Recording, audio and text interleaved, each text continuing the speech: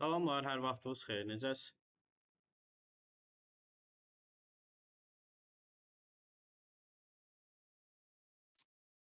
Salam Ümid mənim çox sağ olun, yaxşı olasınız.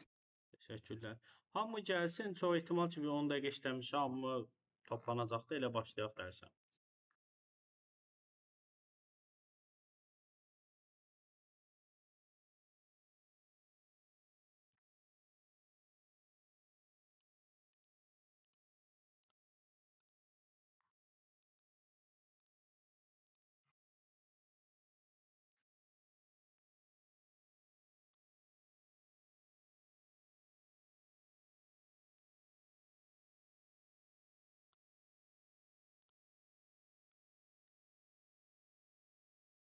Gəncədən də narahat eləyən Günay müəllimə.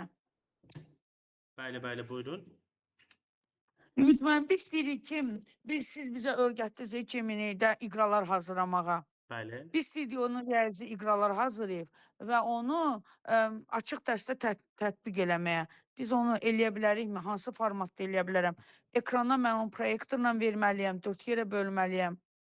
Yox, əslində Nətər birbaşa eləyim? ekranda proyektoruna yansıda bilərsiniz. Amma mən 4 yerə bölə bilərəm ki, Dörd 4 dənə komanda birdən işləsin eyni ekranda. Eyni ekranda 4 yerə bölmək olur. Bir ekranı 4 yerə bölək, 4 yerdə iqranı verək. Həmən o iqranı, matematik iqranı və 4 komanda birdən işləsin eyni zamanda. Mən onu eləyə bilərəm. Əslində texnik olaraq bəli eləmək olur. Ekranı belə göstərim mən sizə. Elektron lövhədir bizdə dərsdə. Elektron lövhədən sözünü aça bilmirəm. Kompüterdə amma biz ümumi bunu istədiyimiz yerə çevirəndə ekranı göstərir sizdə. Bəli, bəli, göstərir. Ekranı belə yuxarı qaldıranda burada hissələrə bölmək olur. Məsələn, 4 yerə. Birincidə bu olsun, ikincidə bu olsun, üçüncüdə məsələn bu olsun, dördüncüdə də başqa bir şey. Və 4 komanda da eyni zamanda işləyib bal yığa bilər də. Bəli, bəli, aktiv olaraq gedə bilər. Bir də nə soru üçün mütməmisindən, biz animasiyanı tətbiq eləyə bilərəm də açıq dərsdə. Hansısa bir balaca animasiya düzəldib tətbiq eləmək istəyirəm. Bəli, Yeni bəli. texnologiyalarla açıqdır. Bəs o Bəli. animasiyanı mən hansı proqramda ChatGPT-də elədim, alınmadı. Gemini-də elədim, alınmadı. Yox, biz hələ Sonra animasiya keçməmişik ona görə. Onu biz bir dənə indi şəkili öyrənəcəyik. Ondan sonra video hazırlamağı öyrənəcəyik. Ondan sonra siz o animasiyanı istədiyiniz kimi hazırlaya bilərsiniz. hansı proqramda girib özüm indi hazırlaya bilərəm keçməmişdən qabaq? Adı biz Çünki əslində biz bir neçə platforma var. Orada hazırlayırıq. Gemini Veo platforması var, Kling var. Çünki belə deyəndə əslində hazırlamaq çətin olacaq. İstəsəz siz bir neçə dərs gözləsəz, biz animasiyanı keçəndə rahat olacaq sizin üçün.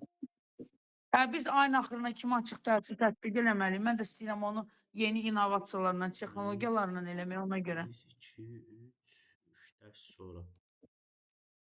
3 dərs sonra mı alınar? 3 dərs sonra bəli, 3 dərsin öyrənəcək videonu demək olar. Ya, onda mən bir gün o çalışacağım kompüterdə o dərsləri 4 ekrana bölüm onu öyrənim. Ondan sonra da animasiyaları 3 dərsdən sonra tətbiqini Tamam. olar. Tamam Oldu. Ceyda Çox sağ xanım. olun. Sizin Siz də sağ olun, siz də Sağ sağ olun. olun. Sağ olun. Biz bir neçə dəqiqədə gözləyək. Deməli hamı gəlsin, elə başlayaq. Sonra qoşulanlar da olsa davam elə. Biz əslində mənim keçən dərslə əlaqəli suallarım var idi ki, sizə. Biz keçən dərs botları öyrənmişdik. Bot hazırlama necə olur, necə hazırlaya bilərik. Bununla əlaqəli sualım olacaqdı ki, biz sizdən işimizlə ya da işinizlə əlaqəli bot hazırladınız ya da test elədiniz ondan əlaqəli.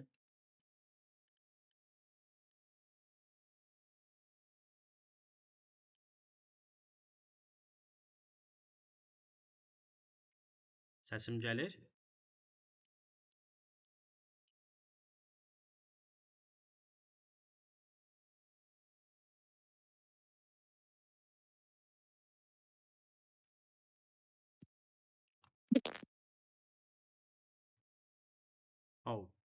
Səs getmişdi. Bir də zəhmət olmasa deyə bilərsiniz.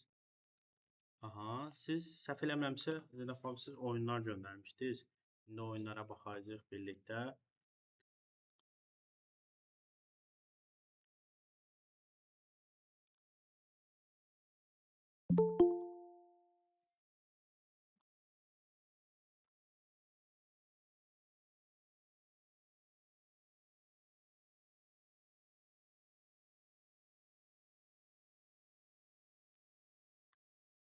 Zeynep xanım onu oyunlar göndərmişdi. İndi bunlara baxaq.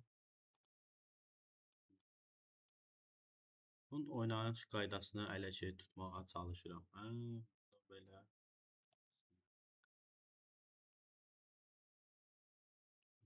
Speed restart game.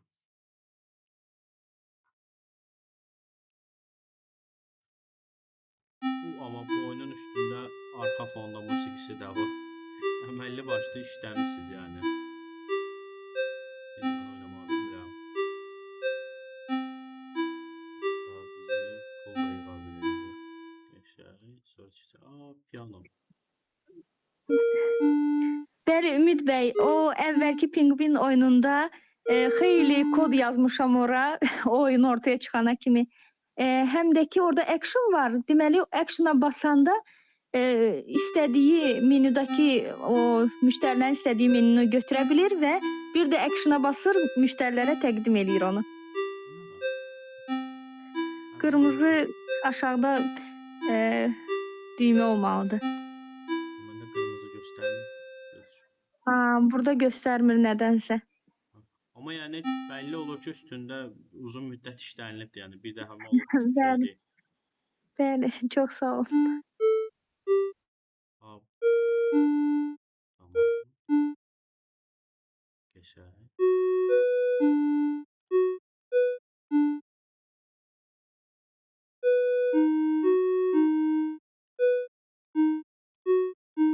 Bu oyun çox maraqlıdır. Yəni piano həvəsi olan biri üçün. Aynen qardaşdı. Uduzdum. Bu oyun da çox qəşəngdir. Yəni indiyə kimi verdiklərimin arasında deyərdim ki, ən təkmilləşdirilmiş oyun budur. Çox təşəkkür eləyirəm. Burada sadəcə rəngləri izləmək lazımdır. Yəni ümumi obri qruplar, yəni mənim öz keçdiyim qruplarda da. Çox sağ olun. Çox sevindim. Yo, ciddi məndə çox qəşəngdir və öyrədicidir, maraqlıdır və bunları mən bilirəm ki, yəni bir dəfəmə hazır ol. Səhv elədim. Bunlar da çox maraqlıdır. Təşəkkür eləyirəm.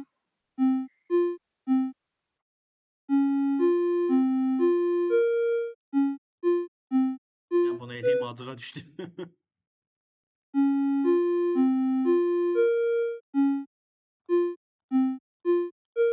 Aha, düzdür. Bu oyun çox qəşəngdir, çox maraqlıdır. Əlimizə sağlıq. İndi bir dənə mənim sualım var ki, səsim gəlirsə hamı tərəfindən bir dənə zəhmət olmasa bildirərdiniz. Biz keçən dəfə bot yaratmağı öyrəndik. Onunla əlaqəli bot hazırlamışsınız ya da test elədiniz.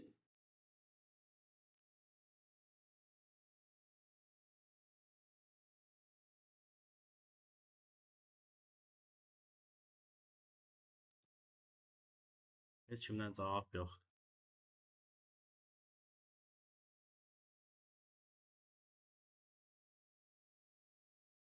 Çünki biz uşaqlar ədəbiyyatında uşaqlar oyunlarda hazırlamışdılar. Əlavə olaraq hətta onların arasında botlar hazırlayanlar da var ki, dərslərini daha yaxşı, biri tərcümə üçün bot yaratmışdı, biri başa düşmədiyi dərsləri daha yaxşı anlaya bilmək üçün bot yaratmışdı. Onlar da çox aktiv keçmişdi. Amma biz tərəfdə burada bir sakitçilik də elə bir. Botla əlaqəli əslində bizim işimizə ən çox yaraya bilən şeylərdən biri idi. Amma hazırlayan oldu kimsə sizdə?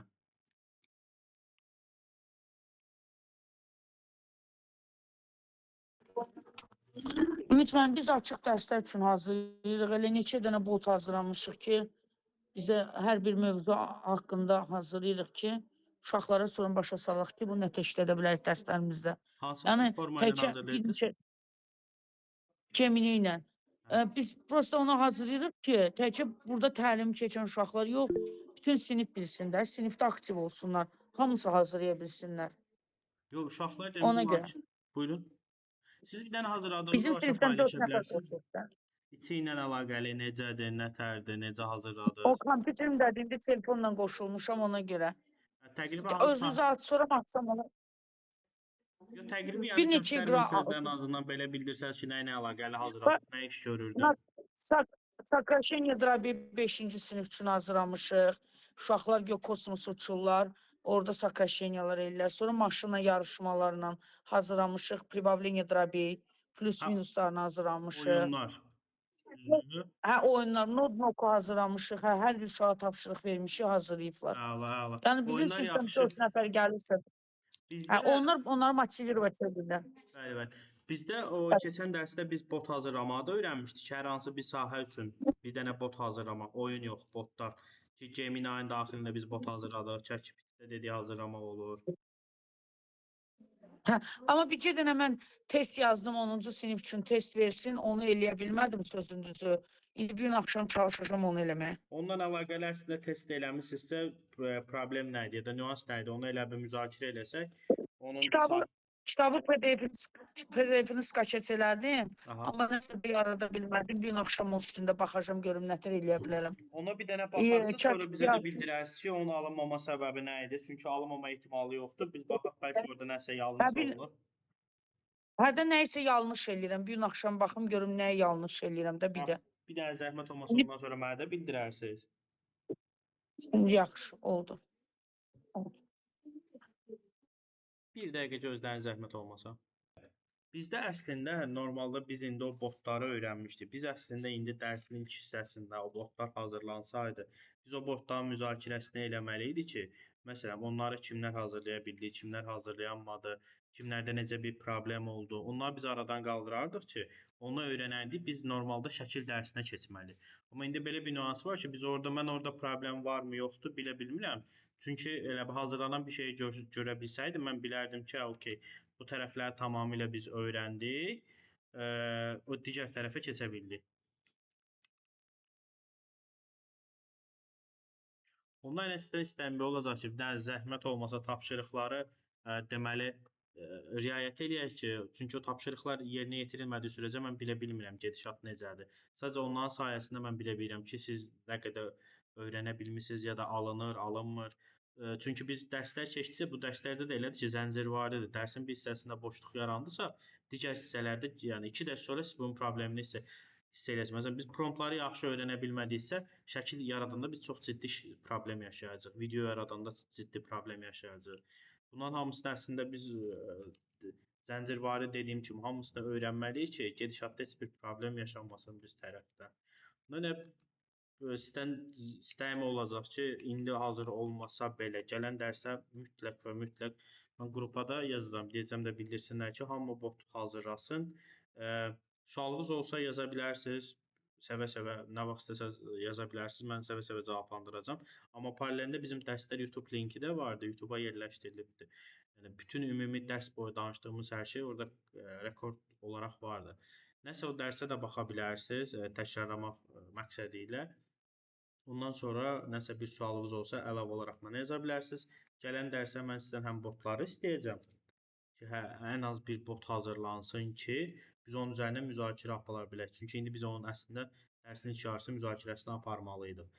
Ondan sonra şəkilləri keçəcəyik biz bu gün. Şəkillərin də tapşırığı ayrı olacaq. Şəkillərin tapşırığı da ayrı olacaq. Mən onları da sizdən istəyəcəm. Həm şəkilləri, həm botları.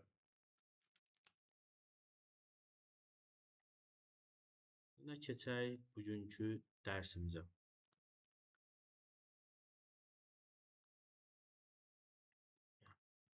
Bizdə deməli yazını öyrəndik. Yazılar, bot, prompt nədir? Yazı yazanda promptlardan necə istifadə eləməliyik? İşlərimizdə necə istifadə eləməliyik? Onları öyrəndik. Paralelində biz indi öyrənəcəyik ki, şəkillər necə hazırlanır?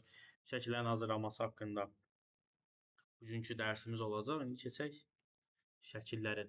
Text to image, yəni text to text dediyimiz kimi termin belə olmasının səbəbi yazıdan şəkilə. Yazı veririk, qarşılığında şəkil alırıq deyə biz text to image olaraq gedirik. İndi biz gedirik yazarıq şəkillərin yaradılmasına.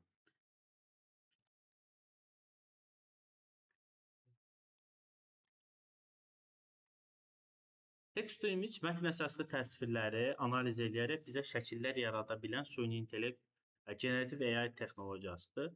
Çünki bu text to image belə deyək, keçən ilə qədər inkişaf biraz daha zəif olsa belə, keçən il belə bir fərz insanlar tərəfindən bilinən reallıqlar var ki, süni intellekt hətta keçən il əvvəllərində deyim. Süni intellekt şəkil yaradanda insan barmaqlarını artıq göstərir, gözünü əyri göstərir. Yəni süni intellektin şəkli baxanda seçmək olur. Artıq o dövrü demək olar ki, biz keçmişik.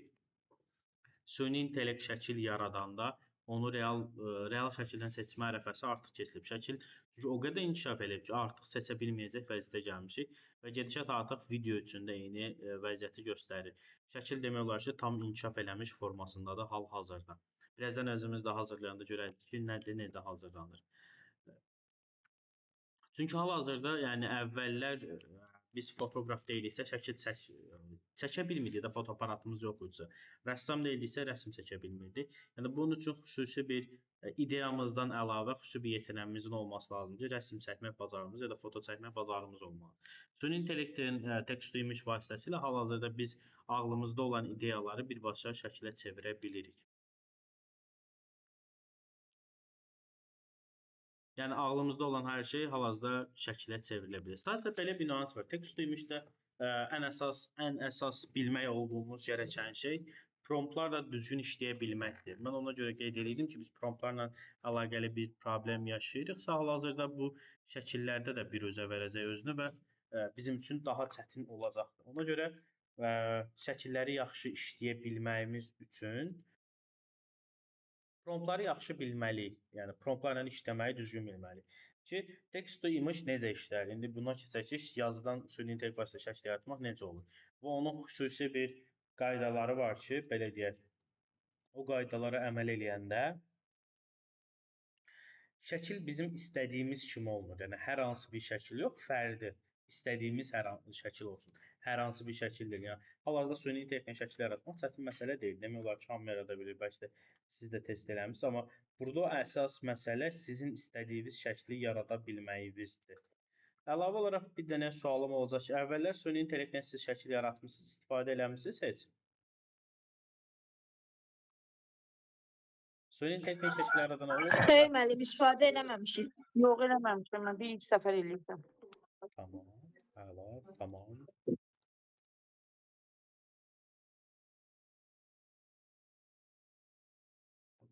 İndi belə deyək, şəkil yarada bilməyimiz üçün onu ətraflı olaraq izah etməyi bacarmalıyıq. Ki, belə deyək, gözlə gördüyümüz şeyi əslində ətraflı izah eləyə biləndə şəkil bizim istədiyimiz qaydada yarada bilir. Amma burada bəzi nüanslar var ki, biz onlara diqqət eləməliyik ki, şəkillər bizim istədiyimiz qaydada yarana bilsin. Burada nədir ən əsas məsələ? Ən əsas məsələlərdən biri dəqiqlik və aydınlıq. Bunu biz yazını öyrənəndə də demişdik ki, promptda ən əsas məsələlərdən biri dəqiq, aydın, yəni net olmağıdır. Sual altında heç bir şey olmaz. Məsələn, qarşıda bir ev şəkli yaratmaq istəyirsinizsə, süni intellektdə biz desək ki, bizə bir dənə şəkil yarat. Məsələn, qarşıda bir ev. Süni intellekt bunu yaradacaq. Amma burada nüans belədir ki, sizin istədiyiniz şəkil olmayacaq. Çünki qarşıda biz ev deyəndə nəyi nəzərdə tuturuq? Hava necədir? O ev hardadır? Evdimi, binadırmı, həyət evidirmi? Ətrafı necədir? Fəsil necədir? Hava günəşlidir, qaranlıqdır? Ev taxtadandırmı, betondandırmı? Yəni burada suallar çoxalır. Əslində bu suallara biz cavab verə biləndə istədiyimiz şəkli hazırlaya bilirik. Məsələn, zəif prompt nə olur? Qarşıda bir ev. Bu süni intellektin özünə buraxırıq ki, üzrəyi necə istəyirsə təki mənə ev şəkli yarat və istədiyimiz şəklin yaranmaması yüksək ehtimaldır. Çünki burada prompt yazsaq, hamıda tamamilə fərqli bir ev verəcək, şəkil verəcək. Buna nəzərən yaxşı prompt necə olmalıdır? Kənddə qarlı bir dağın qarşısında yerləşən taxta ev, evdən tüstü çıxır və gün batır. Burada biz harda olduğunu bildiririk, kənddə. Yəni süni intellekt o şəklin harda olduğunu bilir. Şəhər, kənd və ya dağlıq ərazi kimi. Kənddə bildi. Fəsli verdi, qarlı, dağın qarşısında yerləşən bir ev. Taxtadan, evin necə olduğunu verdik. Taxtadan, yəni otantik ya da taxtadan tikilmiş bir ev. Evdən tüstü çıxır və gün batır. Burada havanın hansı saatlarda olduğunu da təqrib edirik. Gün batımı saatları və evdən tüstü çıxır. İndi birazdan biz bunları test edəndə bunları prompt olaraq yazıb testini də eləyəcəyik ki, hansı bizim üçün istədiyimiz şəkli formalaşdır. Qarşıda bir ev deyəndə hamının ağlına fərqli bir şəkil gəlir, amma kənddə qarlı bir dağın qarşısında yerləşən taxta bir ev deyəndə evdən tüstü çıxır və gün batır. Bu aşağı yuxarı hamının ağlında bir şəkil canlanır və o şəkillər inanın ki, hamımızın beynində canlanır. Əslində bir-birinə bənzər şəkillərdir. Bəzi detallar fərqlidir. Burada məsələ nədən gəlir? Biz yaxşı prompt yaza biləndə əslində istədiyimiz nəticəni ala bilirik. Bu ən əsas nüanslardan biri. Əsası və birincisi deyək. Dəqiqlik və aydınlıq və maksimum dərəcədə nə qədər dəqiq və aydın prompt verə bilsək, şəkil bizim istəyimizə o qədər uyğun olacaq. Yəni söhbət burada yaxşı şəkil və pis şəkil söhbəti deyil. Sonra gəlir ki, təsvirin elementlərini dəqiqləşdirək. Çünki təsvirdə nələr var? Məsələn, mavi paltarlı qız əlində qırmızı çətir tutmuş, yağış altında dayanır. Burada nə verdi? Burada qız əlində çətir yağış altında dayanıb da deyə bilərdi. Amma burada deyir ki, mavi paltarlı qız. Qızın geyimini də bildirdi. Çətirin rəngini də bildirdi. Havanın necə olduğunu da bildirdi. Təsvirin elementlərini konkretləşdirik. Yəni təsvirə əlavələr edirik və net deyirik. Sonra gəlir ki, elementləri dəqiqləşdirdik. İkinci məsələ əsas budur. Elementlər. Sonra gəlir üçüncü məsələ, ən əsas. Kompozisiya və perspektivə dair məlumat. Perspektiv dediyimiz şey, ya da kompozisiya dediyimiz şeydə əslində. Perspektiv şəklin hardan çəkildiyini və ya necə çəkildiyini göstərəndir. Bura mən sizə fotoqrafik olaraq detaylı prompt verməyimizdən daha çox təqribi bildirmək lazımdır ki, məsələn, evin uzaqdan çəkimi, evin yaxından çəkimi, havadan çəkilir, məsələn, quşbaşı çəkiliş, yəni dron çəkilişi, yandan çəkiliş, üstdən çəkiliş, sağdan çəkiliş. Ən azından bunları verəndə süni intellekt o şəklin necə olacağını göstərir. Çünki biz kənddə qarlı bir dağın qarşısında yerləşən taxta evdən tüstü çıxır və gün batır deyirik. Bunu biz desək ki, dron çəkimi, şəkil üstdən hazırlanacaq. Göz hizasında şəkiliş deyəndə, amma normal gözümüzün gördüyü kimi düz formada o şəkil hazırlanacaq. Yəni ora bir dənə əlavə elədiyimiz perspektiv dediyimiz şey əslində tamamilə hər şeyi dəyişəcəkdir. Sonra gəlir ki, stil və texnikanı təsvir edin. Stil dediyimiz nədir? Bu ən əsas nüanslardan biridir ki, biz uşaqlarla keçəndə də bu mövzunun üstündə çox durduq. Biz animasiya və ya multifilm ya da hər hansı bir şey düzəltmək istəyəndə orada bunun tərzini mütləq bildirməliyik. Çünki stili biz deməsək, biz yaza bilərik ki, kənddə qarlı bir dağın qarşısında yerləşən taxtı, evdən tüstü çıxır və gün batır. Bunu realistik deyəndə, realistik çünki fotoaparatla çəkilmiş şəkil kimi nəzərdə tutulur, real şəkil verir. Elə bir kimsə fotoaparatdan o şəkli çəkibdir. Amma biz onu deyəndə ki, məsələn, kənddə qarlı bir dağın qarşısında yerləşən taxtı, evdən tüstü çıxır və gün batır.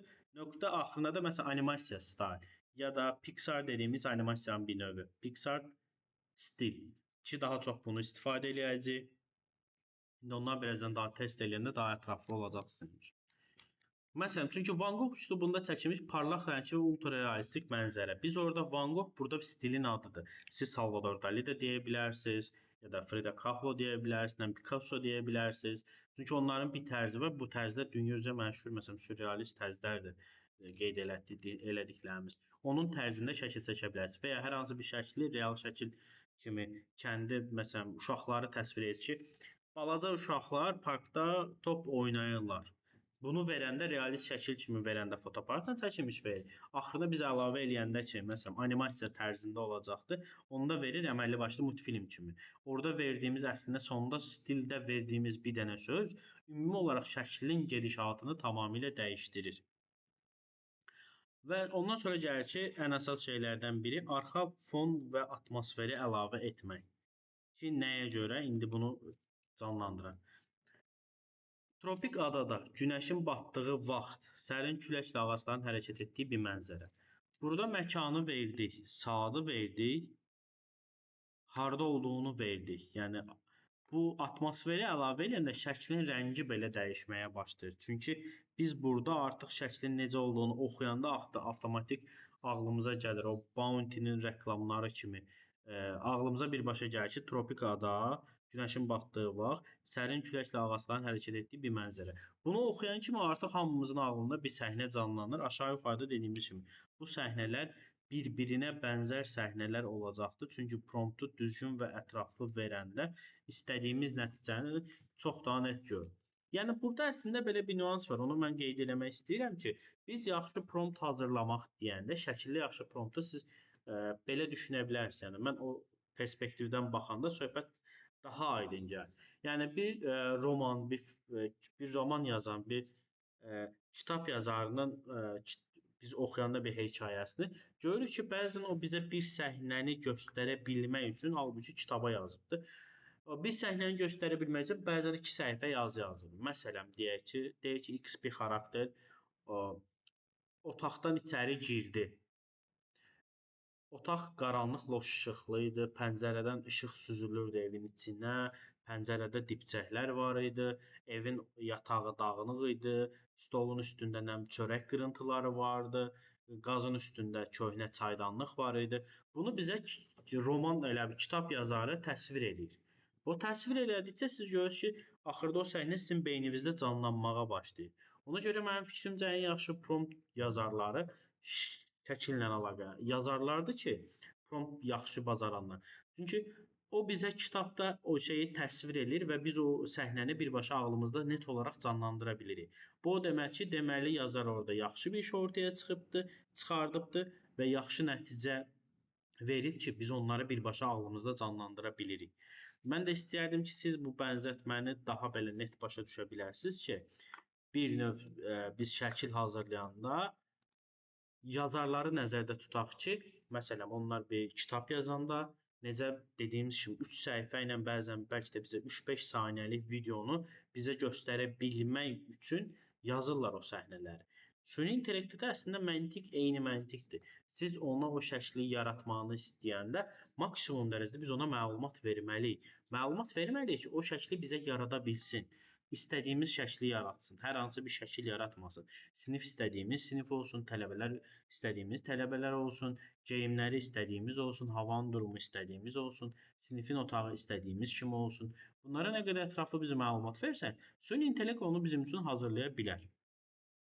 Ki, mən bot yaratma onlara deyildim ki, əsas şeylərdən biridir. Məsələn, biz bot yaratsaydınız, biz şəkil yaratmaqla əlaqəli bir bot yarada bilərdik. Siz oraya yaratmaq istədiniz. Təsviri yazanda birbaşa o sizə prompt halında yaradıb verəcəkdir ki, biz onları rahat-rahat hazırlaya bilək. Yəni, əslində onlarla bot hazırlamaq çox önəmlidir. Süni intellekt, belə deyək, şəkli yaratma prosesi bir neçə mərhələdən keçir. Süni intellekt promptu necə başa düşür? Ən əsas məsələ. Süni intellekt nə çəkməli olduğunu başa düşməsi üçün yeganə ipucudur. Süni intellekt verdiyimiz hər söz onun görəcəyi və quracağı səhnənin bir hissəsidir. Və ona görə biz ətraflı ona məlumat veririk ki, o səhnəni yarada bilsin. Süni intellekt insan kimi düşünmür. Bunu biz hər dəfəsində promptu keçəndə də dedik, yazı modellərini keçəndə dedik ki, süni intellekt insanlar kimi düşünmür. Və o promptdakı hər sözə ayrı-ayrılıqda məna verir, bunları vizual bütövlükdə birləşdirməyə çalışır. Buna bir örnək verək ki, məsələn, füturistik şəhər məkandır, məkanı yaratdıq. Neon işıqlar, işıqlandırma və atmosferdir. Gecə zamandır, yəni hansı vaxtda çəkildiyidir. Yüksək keyfiyyətli vizual detallıqdır. Məsələn, füturistik şəhərdə gecə vaxtı neon işıqlar altında, gecə vaxtı füturistik bir şəhərdə neon işıqlar deyə bir şəkil yaradırıq. Bu artıq detayları biz verdikcə bizim istədiyimiz şəkilə bənzər bir şəkil yaratmağa başlayır. Çünki prompt nə qədər aydın və konkret olarsa, nəticə bir o qədər də istənilənə yaxın olur. Ona görə ətraflı məlumat verək. Məsələn, bir örnək verək, bəsit bir prompt örnəyi. Zəif bir prompt, bəsit bir prompt deməyək də, zəif bir prompt.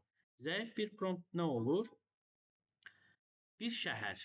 Şəhər necə olacaq? Şəhər hansı şəhər olacaq? O şəhər necə görsənəcək? Bunlar ümumidir. Biraz da istiqamətləndirici prompt verəndə füturistik şəhər, neon işıqlar, gecə vaxtı, yüksək detallı bir şəkil.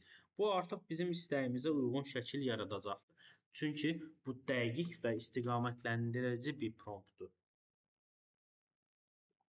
Digər örnək kimi ümumi bir prompt deyil. Çünki ümumi prompt dediyimiz hər hansı bir şəhər ola bilər. Birazdan onun örnəklərini mən sizə göstərəcəm. Şəklin keyfiyyətinin təkmilləşdirilməsi üçün, istədiyimiz şəkli yaratması üçün biz nələrdən də istifadə etməliyik? Süni intellektin təsvir etdiyi şəkli, süni intellektin generasiya etdiyi təsvirin aydınlığı, nə qədər ətraflı yazsaq, stilin vermək, realistikmi olsun, füturistikmi olsun, animasiyamı olsun, yəni rəsm əsəri mi olsun, yağlı boya və s. İşığı mütləq əlavə eləmək yaxşı nəticə verir ki, həmin şəklin hansı işıq altında çəkildi. Buna yəni ümumi spesifik fotoqrafiya çərçivəsindən demirəm, işıqla ətraflı yazın. Günəş işığı ola bilər ki, belə deyək, günəşin sübh günəşində olan havanın işıqlanması ilə günorta günəşin təpədə olduğu havanın işıqlanması eyni şəkil deyil. Bunlar tamamilə fərqli rənglərdir. Onlarla biz gün batımını ya da gün doğuşunu, saat təqribi verə bilsək, şəkil istədiyimizə uyğun yaranacaq. İşıqlandırma deyəndə buna neon işıq, qaranlıq mühit, məsələn, bir şəkil yaratmaq istəyirsiniz ki, ortalıq biraz loş işıqlar olsun, qaranlıq mühit olsun. Bunları biz bildirməliyik ki, süni intellekt istədiyimiz şəkli bizə yarada bilsin. Məsələn, sonra dediyimiz perspektivdə də dediyimiz kimi bəsit promptlarla, bəsit olaraq necə hazırladığımızı bilməliyik ki, məsələn, ön plan, quş baxışı dediyimiz drone, məsələn, yandan. Biz bunları bildirəndə şəkil bizim istəyimizə uyğun şəkil yaradır. İndi örnəklər üzərinə gedək ki, biraz əvvəl verdiyimiz örnəklərdən. Qısa bir promptdan görürsünüz ki, belə bir şəkil yaranır. Şəhərin dron çəkimi. Şəhərin dron çəkimi verəndə şəkil yaradılır. Orada hər hansı bir problem yoxdur. Süni intellekt artıq inkişaf elədiyi üçün zəif prompt verəndə belə yaxşı şəkil yarada bilir. Gördüyünüz kimi şəkildə heç bir problem yoxdur, pozulma yoxdur, ciddən binalar var. Hər hansı bir şəklin dron çəkimidir. Yəni yuxarıdan çəkimidir. Sadəcə belə bir nüans var ki, biz şəhərin dron çəkimi deyəndə nəyi nəzərdə tuturduq? Və ya hansı şəhəri nəzərdə tuturduq? Bu biri New Yorku düşünə bilər, biri Bakını düşünə bilər, biri İstanbulu düşünə bilər, biri də X bir yeri düşünmüş ola bilər. Amma süni intellekt bizim nə düşündüyümüzü bilmir. Süni intellekt bizim nə yazdığımızı görür, ona görə bir hazırlama eləyir.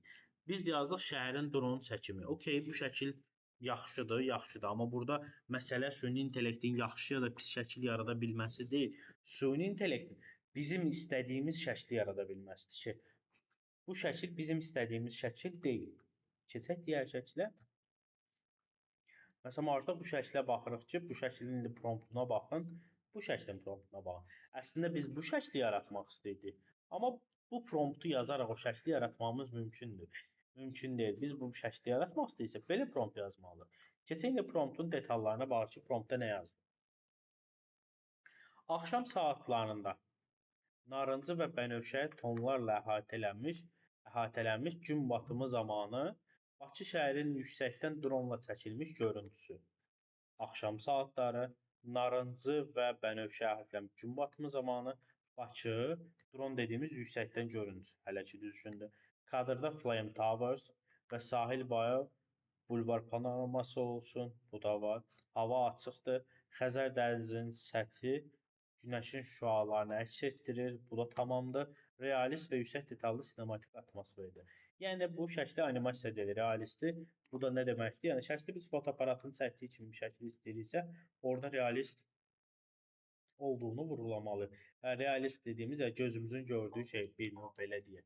Amma indi baxanda ikisi də şəhər şəklidir. Bu da şəhər şəklidir.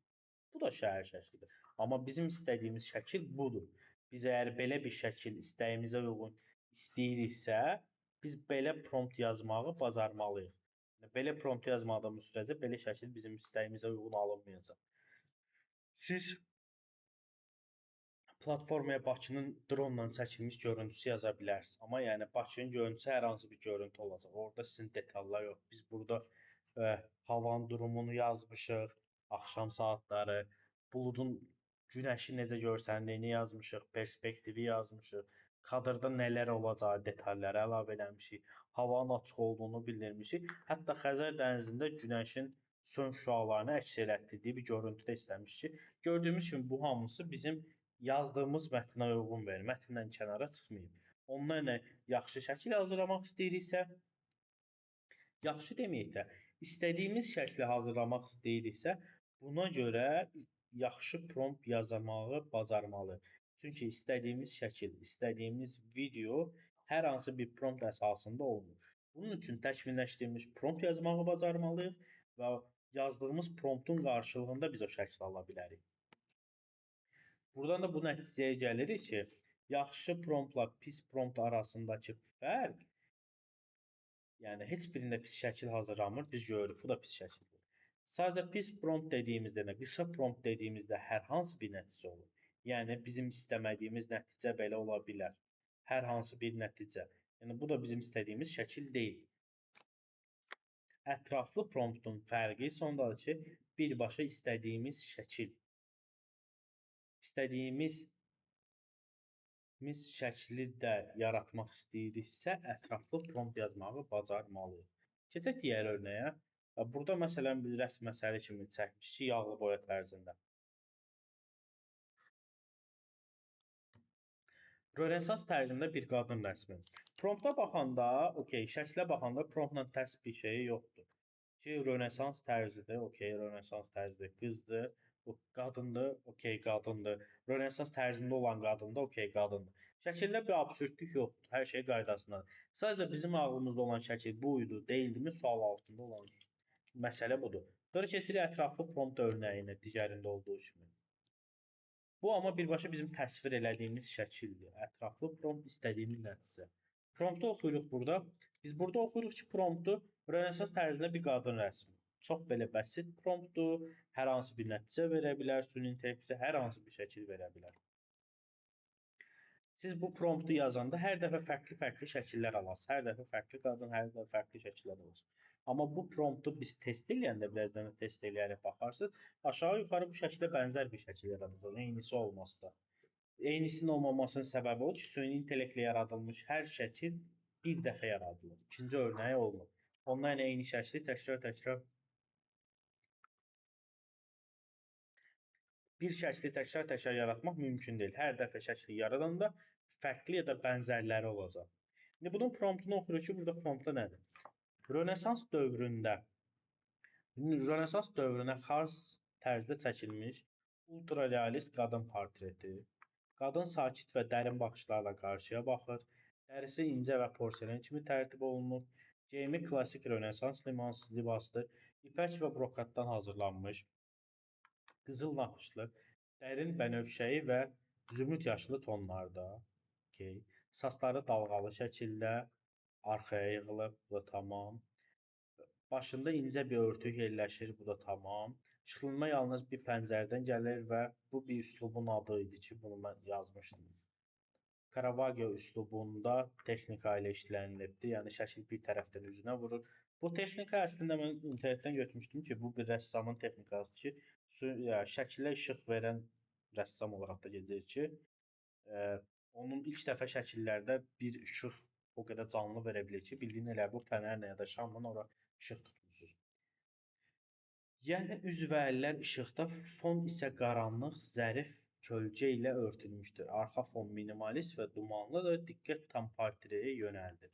Burada da biz gördük ki, bu prompt bu şəkillə bu şəkil arasında əslində çox fərq var. Bu hər hansı bir şəkildir. Bu bizim istədiyimiz şəkildir. Burada Rönesans yox. Hər hansı bir geyimdə birinin şəklini yaratmaq istəyirsə, bu qədər detallı geyimini, saçını verirsinizsə, saç quruluşu necə olmalıdır, geyimi necə olmalıdır, üzündə eynək olmalıdır, olmamalıdır, təqribi neçə yaş aralığında olmalıdır. Onları yazanda aşağı-yuxarı bizim yaradacağımız xarakter hər zaman ona bənzər bir xarakter olacaq. Yəni bizə sürpriz yaradan bir xarakter olmayacaq. Ondan yana o promptları ətraflı yazmamız lazımdır. Hansı platformaları var və biz bundan hansı ilə ilkin etapda işləyəcək, birinci keçək onlara. Bizim ilkin bugün öyrənəcəklərimiz bu sadəcə bu 4-ü olacaq. Burada hal-hazırda ən çox istifadə olunan süni intellekt modelləri var şəkildə. Buna Sora, yəni ChatGPT-nin modeli daxildir. Dremina Sora'nı ödənişsiz istifadə etmək olur, limitli. Dremina var ki, çox realist şəkillər hazırlayır. Animasiya şəkilləri də çox yaxşıdır. Bunu birlikdə test eləyəcəyik. Firefly var ki, Firefly ödənişsiz versiyonda da hazırlamaq olur. Bunu da test eləyəcəyik. Ideogram var. Ideogramı da realist şəkillər çox qəşəng hazırlayır. Onu test eləyəcəyik. X5 var ki, X5 dünyada süni intellektlərdən hal-hazırda ən yaxşı platformalardan biri sayılır. Bu arada mən də bu X5 platformasının kreativ partnyoruyam. yəni ambasadoriyam Azərbaycanda olan, hal-hazırda ən güclü olan süni intellekt şirkətlərindən biridir. Hətta bəlkə xəbərini görmüsünüz, Qazaxıstan startapıdır. Qazaxıstanda ilk 1 milyard dəyərləndirmə alan bir startapdır, təzəlikcə oldu. Yeni parlayıbdır dünyada, amma çox güclü bir marketinq strategiyası var deyim ki, çünki hal-hazırda ən çox istifadə edilən modellərdir. Sonra növbəti dərslərdə biz öyrənəcəyik Krea, Leonardo. Əslində biz indi bunlardan seçəcəm, Firefly qalacaq. Biz sonranı, Dreminanı, ideogramı, bir də Leonardo-nu öyrənəcəyik ki, Leonardo əsas işimizə yarayır. Növbəti dərslərdə biz artıq Firefly, X5, Krea, Midjourney, Imagen və Nanobanana öyrənəcəyik ki, bu platformalarda hansı nə işimizə yarayır. Bu arada bu platformalarda bir dənəsi xaric, bu Midjourney xaric, bütün hamısının ödənişsiz versiyonu mümkündür. Ödənişsiz olaraq onları istifadə edə bilərik. Çünki bu platformalar hamısını biz əslində adını göstərirəm. Bunun hamısını bilmək məcburiyyətində də deyilik. Mən sizə göstərəcəm. Əslində sözünüz də görərsiniz ki, yoxsa mən bilirəm ki, bunlardan ən yaxşı 3-4 dənəsi hansıdır. Biz onları istifadə edə bilsək bizə yetərlidir. Hamısını istifadə eləməyimizə ehtiyac yoxdur. Sadəcə bunu birlikdə testlər də eləyəcəyik ki, hansı bizim işimizə daha uyğundur. Yəni, animasiya hazırlamaq istəyirsə hansıdır? Məsələn, animasiya hazırlamaq istəyirsə ən yaxşı şəkillər hazırlayan Leonardo AI var. Ödənişsiz də müəyyən qədər kredit verir, gündəlik hazırlaya bilirsiniz. Realist fotoaparatla çəkilmiş tam realist şəkillər istəyirsə, bunun üçün Imagen. Imagen bu arada Nanobanana Imagen Google şirkətinindir. Gemini'nin içində də istifadə edə bilirik. Sadəcə indi deyirəm, o dərsdə onun haqqında ətraflı məlumat verəcəyik.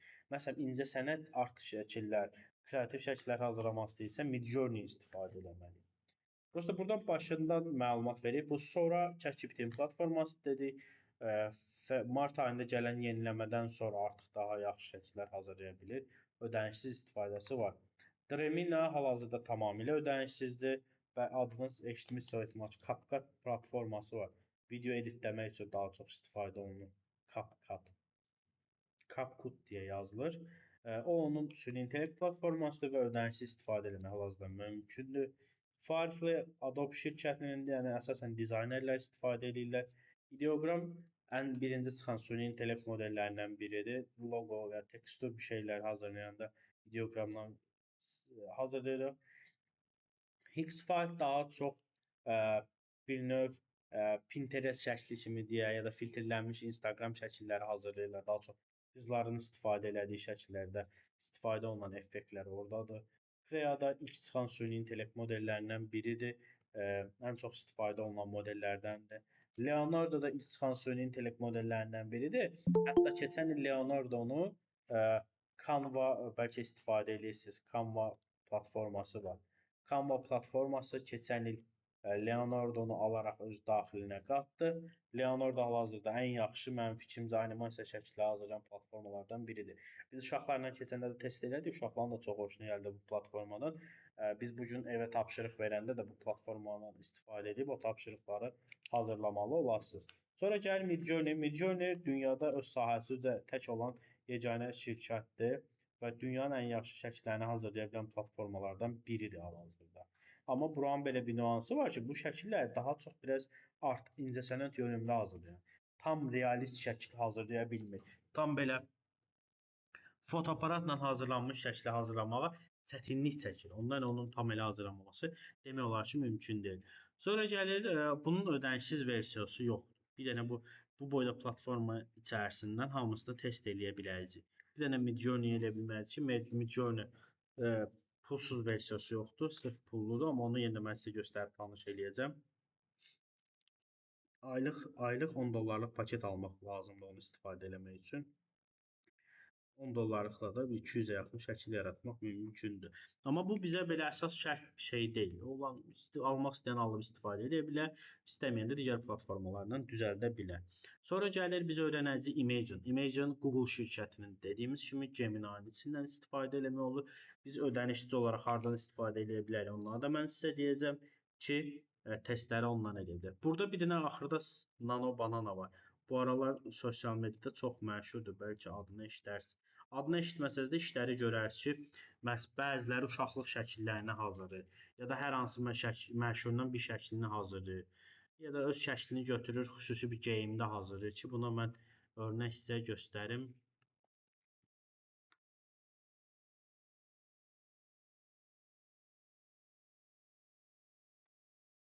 Məsələn, Nanobananla belə şəkillər hazırlanır. Daha çox qarşınıza süni platformalarda çıxıb öz şəklinizi yüklürsüz. Promptu yazırsınız, sizə belə şəkillər hazırlayır. Bunlar var belə. Bunlara mən şəklimi atmışam, promptu yazmışam. Mənim şəklim bu hallarda hazırdır. Bu aralar bu sosial mediada çox trenddir. Hamı belə şəkillər hazırlayır. Biz onun tam olaraq necə hazırlandığını, harda hazırlandığını növbəti dərslərdə keçəcəyik. Dərsin bu hissəsinə qədər hər hansı bir sualınız var?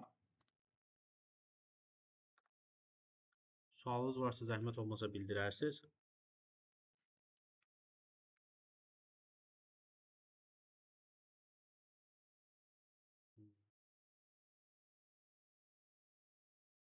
Hətta Zeynəb xanımın sürətindən lazımdır. Hətta şəkillər hazırlayıb hal-hazırda da göndərib. İndi mən sizə ara verəcəyik. Aradan sonra mən sizlə onları da paylaşacağam. Şəkillər çox möhtəşəmdir. Yəni belə çox sehirli bir şəkillərdir. Çox. Flame Towers'a mən də şəkillərini üstləmişəm. Flame Towers'dan yəni mənim çox xoşuma gəlir şəkillərini hazırlamaq. Orada mənim düzəltdiyim şəkilləri, videolar da var, göstərəcəm sizə. Bəlkə də sosial mediada qarşınıza çıxıbdır. Çünki məndə onların izləməsi dəhşət çox idi. Onları da sizlə paylaşacağam. Necə düzəltdiklərini, necə düzəldilə bilər. Onları da göstərəcəm sizə. İndi sizin üçün də uyğundursa qısa bir ara verək. Bu 10 dəqiqədən sonra biz artıq ilk hissədə keçdiyimiz məlumatları keçək birbaşa praktika hissəsinə ki, onları biz praktika eləyək. Hansı platformaları necə istifadə edə bilərik, şəkilləri necə hazırlaya bilərik. İkinci hissədə kompüterlər yanınızdadsa, yanınızda kompüteriniz varsa, əslində əla olar ki, bir yerdə praktika eləyərik. Yoxdursa da zəhmət olmasa qeydlərinizi aparasınız və ya sonra rekorda baxaraq siz də şəkilləri hazırlaya bilərsiniz. Ondan elə 10 dəqiqəlik ara veririk. Zəhmət olmasa heç kim dərsdən linkdən çıxmayın, görüşdən çıxmayın. Kamera səsi ilə eyni qaydada bağlı qalsın. 10 dəqiqədən sonra təkrardan davam eləyək. Uyğundamıyam? Bəli, Ümid müəllim, bəli. Əla, çox sağ olun, təşəkkürlər. 10 dəqiqə sonra görüşərik. Salamlar təkrardan burada sizə başlayaq ikinci hissə üçün.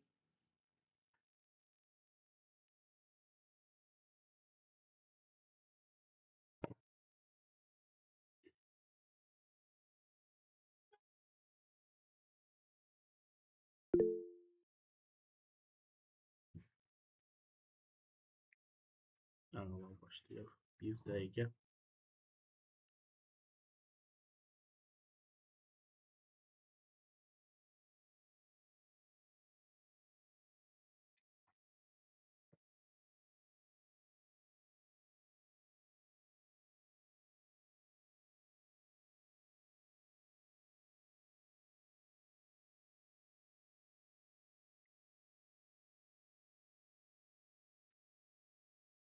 Get-gedə bizdə say çoxalır yavaş-yavaş. 3 nəfər, 4 nəfərik. Deməli belə, birinci mən göstərmək istəyirəm Zeynəb xanım şəkli. Ekran görsənir sizdə? Görsənir. Şəkillərə baxaq. Şəkillər təkrar qeyd edeyim, çox qəşəng alınıbdır. Əllərinizə sağlıq.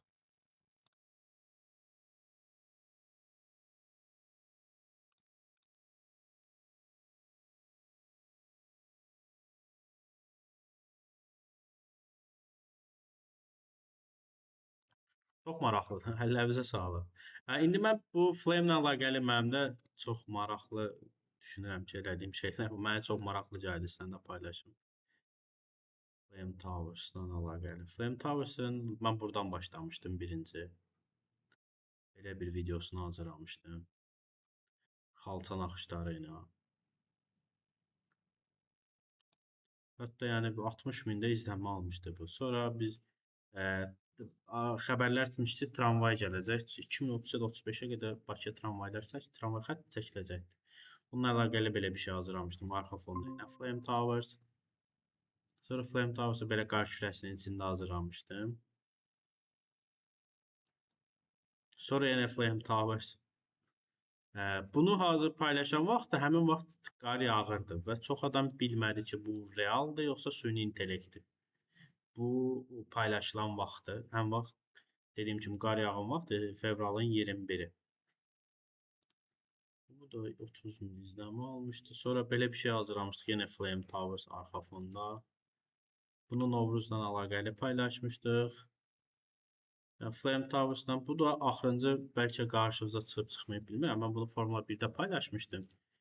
Çox belə izlənmə aldı.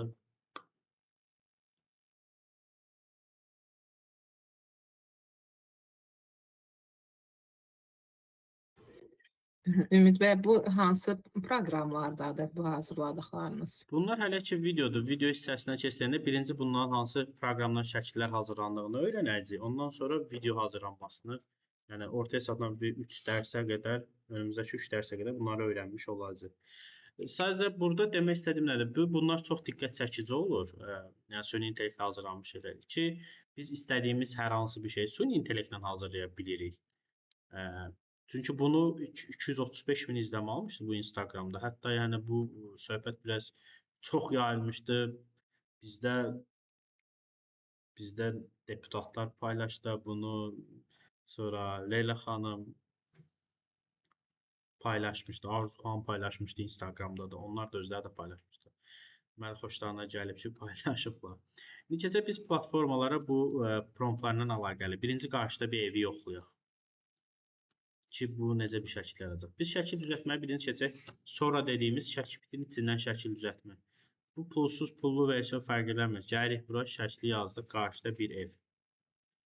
Ya qabağına yaza bilərsiniz ki, qarşıda bir ev, şəkili hazırla. Hazırla. O hazırlayacaq. Və ya belə bəzən bunu yazanda yazı kimi başa düşüb cavab verə bilər bizə.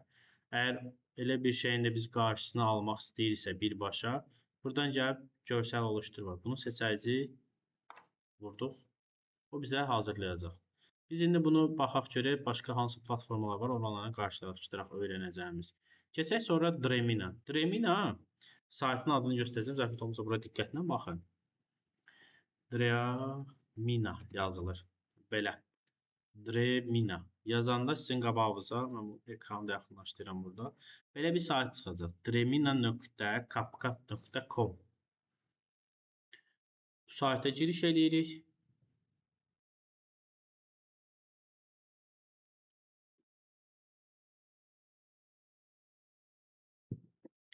Sayta giriş edəndə sadəcə bizdən qeydiyyat istəyəcək. Elə Gmail-imizdən birbaşa qeydiyyatdan keçə bilərsiniz.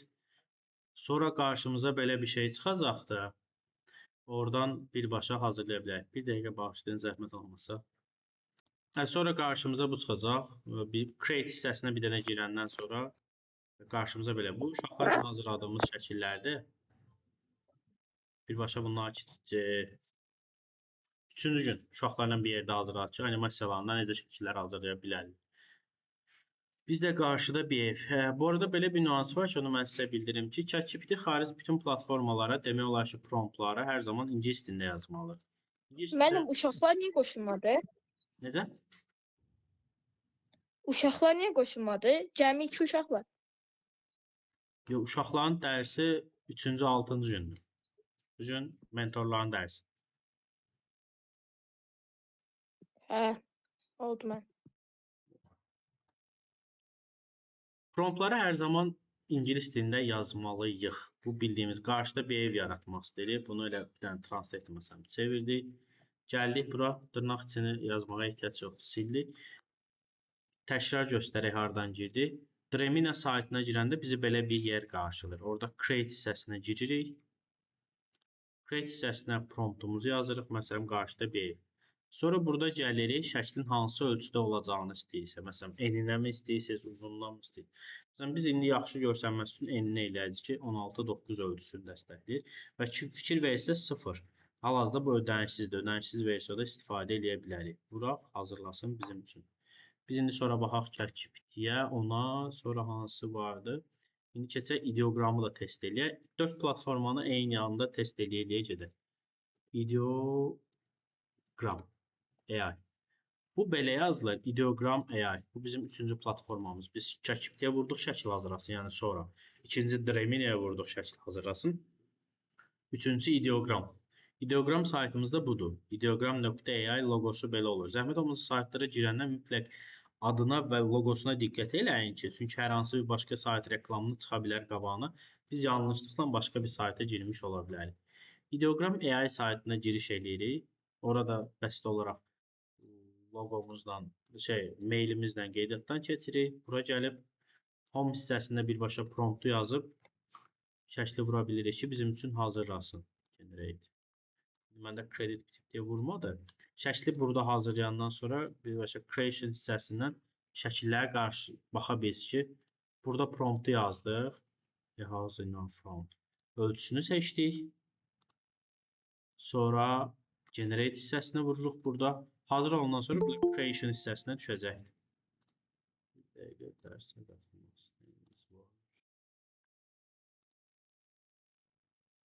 Ideogram. Biz baxaq görək, Dremina bizim şəkilləri hazırladı. Aha. Qarşıda bir ev dediyi, biz əslində bunu ChatGPT-də də var, ChatGPT hazırlayır. Qarşıda bir ev. Görürsünüz, bizdə tamamilə fərqli şəkillər düzəldir. Mənim əslində biraz əvvəl də qeyd eləmək istədiyim şey o idi ki, qarşıda bir ev deyəndə gördünüz, bu ChatGPT başqa şey hazırlayır. Ideogram başqa şey hazırlayır, Dremina başqa bir şey hazırlayır. Yəni bu prompt əsas prompt, yəni qısa və zəif prompt olduğu üçün hamısı fərqli paylar hazırlayır. Biz sonra Dremina, ideogram, bir də Leonardo açaq, Leonardo da test edək. Leonardo AI. Leonardo AI-ın yazılışı belə görsənir tam olaraq. Yəni buna zəhmət olmasa diqqət edərsiniz. İndi ya qeyd edin, ya kompüter yanınızda varsa birlikdə test edək. Əgər elə də mümkün deyilsə, zəhmət olmasa rekorda baxın, mütləq baxın. Baxanda rekordu açaraq bir yerdə paralel işləyin. Çünki ağlınızda heç bir sual işarəsi qalmayacaq onda. Leonardo.ai saytına giriş edirik. Get Started və Launch App tərəfdən giriş edək. Get Start. Mailinizlə birbaşa giriş edə bilərsiniz bura. Hər gündə kredit verir, kreditlər yenilənir günlük. Ekranlı qarşınıza belə bir şey çıxacaqdır. Biz buradan image seçəcəyik, şəkli. Qarşımıza çıxdı bu. Bura prompt yazma hissəsidir ki, biz bura prompt yazdıq. A house in front. Sonra gəlib burada da eyni qayda ölçülərini seçirik. Bunlar stilləridir. Yəni istədiyiniz stil verə bilərsiniz. Mənə hər hansı bir stil hal-hazırda seçməmişik. Buradakı digər özəlliklər onsuz da dəyişə bilmirik. Bunda premium özəlliyi istəyir. Mən bir dəfə müəllim bu şəkilləri düzəltməkdən istifadə eləmişdim. Necə? Mən bir dəfə müəllim mətn düzəltmişdim məktəb üçündə. Şəklini buradan çıxartmışdım müəllim. Bu proqramdan istifadə eləmişdim. Bir şey soruşum. Sən nə yaxşı o bir qrupla gəlmisən? Səhvli olub səndə? Xeyr müəllim. Mənim müəllim dedi ki, bu qrupdan qoşuldu. Yox, nəsə orada bir zəhmət olmasa bir dənə müəlliməndən dəqiqləşdirərsən. Yəqin müəllimi qarışdırıb Hə, göndərib. qarışdırıb çox ehtimal ki. Çünki burada təlim müəllimlər üçündür. Sizin olduğunuz qrup 3-cü, 6-cı günlərdir. Saat 7-dən 9-a. Oldu mən. Hə, çünki sizdə dərs şeyi biraz daha fərqlidir ona görə. Buradakı 3-cü, 6-cı günlərdə. Bəli, 19:00 27-dən saat 9-a qədər. Biz bunu Yaxşı. keçən dərsdə hətta uşaqlarla birlikdə hazırlamışıq buradakı şəkilləri. Bizə müəllim deyibdi 4 günün 4-ünə də qoşulun deyə. 4 günün 4-ünə ehtiyac yoxdur əslində. Çünki eyni şeylər keçirik orada da, burada da. Yaxşı mən. Oldu. Sən yəni o ənənəvi söz var ya, təkrar biliyin anasıdır. Eləmək istəyirsənsə rekorda baxmağın yetərlidir. Buradakı dərs keçmə metodikası biraz ağır gələ bilər. Ona görə deydim ki, uşaqlarla gəlsən. Çaşdıra bilərəm də mən. Necə? Çaşdıra bilərəm də yəni. Bəli, bəli. Biz Oldu yəni indi Leonardo AI-də da vuraq, onu test eləyək. Axırda biz özümüzlə qarşılaşdırma eləyək ki, hansı necə hazırlayır. Yəni Leonardo-da edəndə orada sanki kreditlər var. Bitirəndən sonra pullu versiyaya keçmək lazımdır da. Gündəlik kreditləri yeniləyir. Günə Yeniləyir. 4-5 dənə şəkil düzəltmək olur, bəli. Hər gün yenilənir. Dremina tamamilə pulsuzdur. ChatGPT-də də limit var, amma limitin nə qədər olduğunu demirlər. Deyilmir yəni, amma yetərincə şəkil eləmək olur. Sonra bizdə gəlir Gördünüz ki, burada şəkilləri bir dənə qarşılaşdıranda da, deməli, Dremina fərqli bir şey düzəltdi.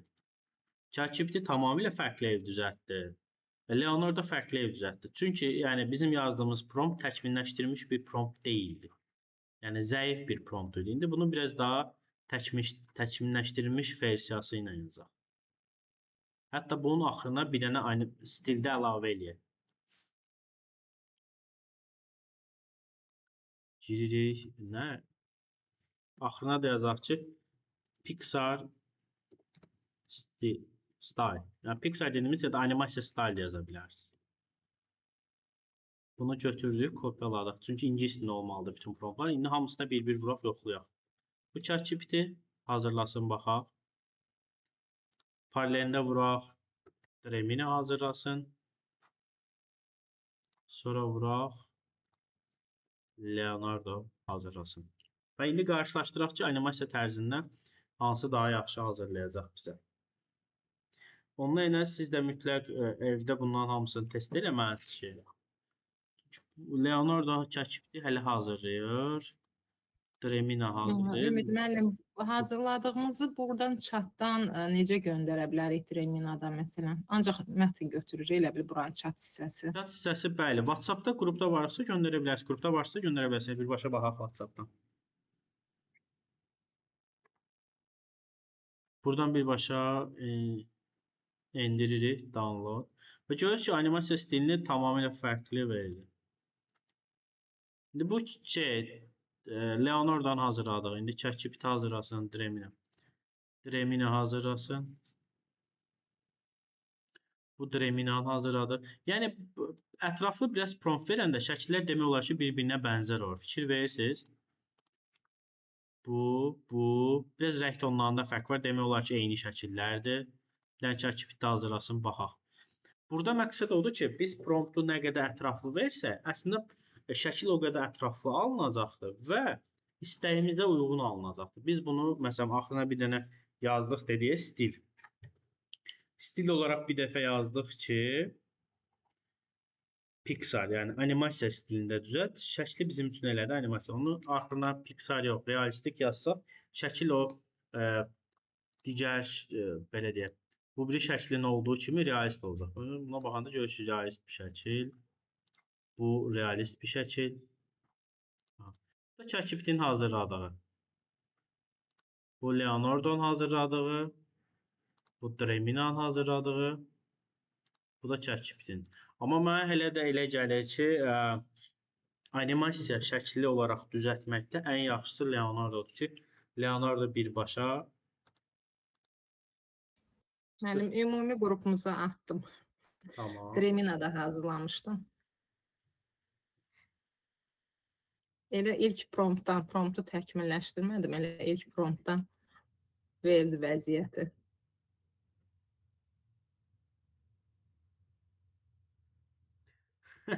Hazır ki vəziyyət. Pəncərədən olan görüntü indiki görüntü deyil. İndi bu dəqiqə yağış yağır bizdə Sumqayıtda, hava qaranlıqdır.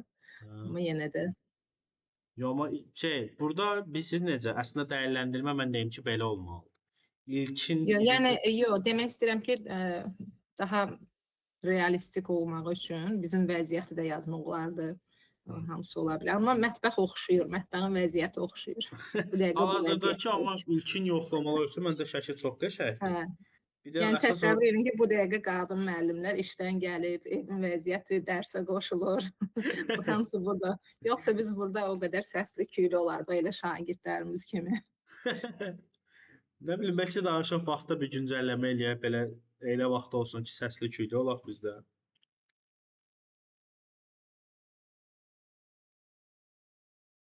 İlkin etap üçün çox yaxşıdır. Əllərinizə sağlıq. Sonra keçək bir dənə.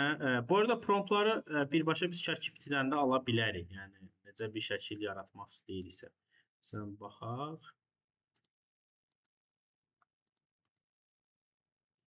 Burada biz bir dənə şəkil yaradaq. ChatGPT promptu təkmilləşdirmək üçün ChatGPT-dən istifadə eləyə bilərik. Məsələn, animasiya.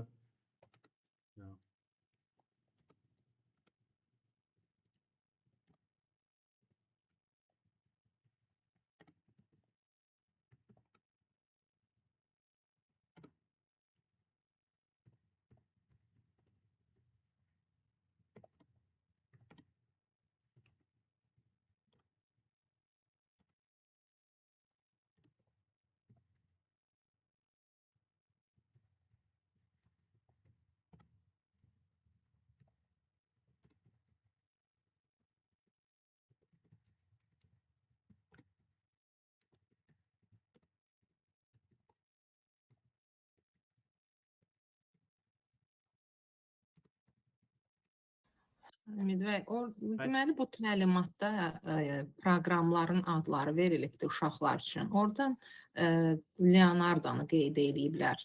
Aha. Yəni bunun belə bir fərqi olacaq ki, onlar öyrəndikləri başqaları ilə də hazırlasınlar, yoxsa elə sırf təlimat konkret olaraq yazılıb da ona görə Yo, əslində olacaq. orada biz uşaqlarla keçəndə baxdıq hansı işlərinə daha rahatsa, hansı xoşlarına gəlirsə ondan eləyə bilərlər. Sadəcə mən orada bir dənə tövsiyə olaraq dedim ki, Leonardo animasiyanı daha yaxşı hazırlayır. Baxa bilərlər ki, o şəkildə elə olar ki, çünki biz burada məsələn uşaqlarla hazırlayanda sizə örnəyini göstərim. Dremina'da hazırlamışdım. Məsələn bunu çox yaxşı vermişdi. Şəklə baxın. Dremina'da çox yaxşı hazırlayır. Ola bilər ki, birinin Leonardo'da krediti bitər, davamına Dremina'da eləyər ya da hər gün Leonardo'da işləmək yerinə deyər ki, bir dəfə Dremina ilə işləyim, daha rahat.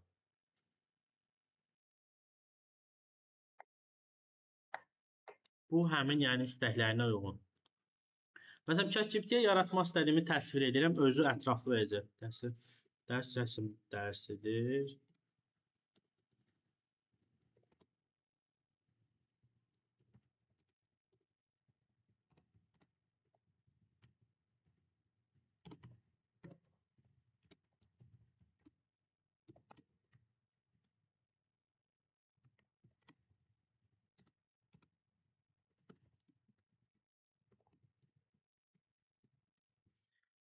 Yazdım ki, bir sinif otağı, hava günəşlidir. Günəş şüaları pəncərədən içəri doğru vurur. Sinifdə 10 yaşında şagirdlər var. Müəllimə dərs keçir, dərs rəsm dərsidir. Uşaqların stolun üstündə qələmləri var, hamı şəkil çəkir. Pixar, yəni animasiya stilində olacaq. Bunu ChatGPT-yə yazdım. Axırına da bir dənə tire qoyub yazdım ki, text to image, yəni şəkil hazırlamaq üçün prompt mətni yaz.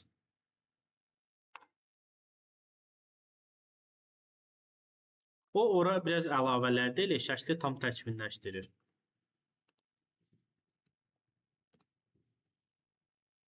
Prompt yazanda istəyə bilərsiniz ki, ingilis dilində yazmalıdır deyə iki dildə versin sizə. Həm Azərbaycan dili, həm ingilis dili. Promptun içində yazılan sözləri oxumalıyıq ki, məsələn, bizdə istədiyimiz şeydən əlavə bir şey yazmasın içində. Məsələn, günəşli və isti bir sinif otağı. Səhər günəşi geniş pəncərələrdən içəri süzərək taxta partaları işıqlandırır. Təxminən 10 yaşlarında uşaqlar sevinclə rəsm çəkirlər. Masaların üstündə rəngli qələmlər, fırçalar və kağızlar var. Müəllimə pastel tonlarında geyinib gülümsəyərək uşaqlara istiqamət verir. Atmosfer sakit, yaradıcı və mehribandır. Pixar tərzində 3D illüstrasiya, yumşaq işıqlandırma, bunlar detalları yazır. Məsələn, bu prompt oxudum, mən gördüm ki, mənim istəyimə uyğundur. Kopyaladım, gəlirəm buradan bir dənə Leonardo-da test eləyək. Leonardo. Hatta Leonardo-da kreditimiz də bitdi. Elə də sürətli bitir ki, kredit.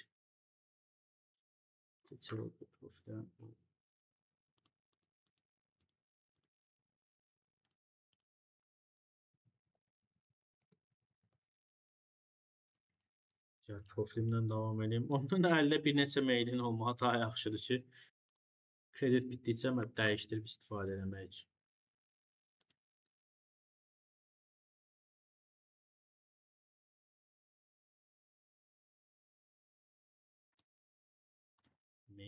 Gördüyünüz kimi burada kredit ücreti fərqli verdi sıfırdan. Promptu yazdıq. Vuraq, o bizim üçün hazırlasın. Sonra eyni promptla biz yoxlayaq. Dremina'da. Dremina bizə hazırlasın. Sonra eyni tərzdə promptu elə yazdıq bura. Yəni şəkil yaradı seçək. ChatGPT-də yaratsın. Bizdən onlar yaratsınlar, biz də qarşılaşdırma eləyək ki, hansı daha yaxşıdır. Məsələn, animasiya tərzində istədiyimizi indi Leonardo yaratdı bizə. Baxaq şəkillərə. 4 versiya ver, hansı uyğundur. Məsələn, bu çox qəşəng görsənir. Bizim müəllimənin gözündə. Hə, detallara baxanda bu sanki daha yaxşıdır. Bunu istifadə edə bilərik. Götürürük. İlk etapda biz şəkil düzəltməyi öyrənməliyik ki, sonra bu şəkilləri biz hərəkətləndirməyə keçəcəyik. Orada biz rahat hazırlaya bilərik. And the Archalik represent the rich cultural heritage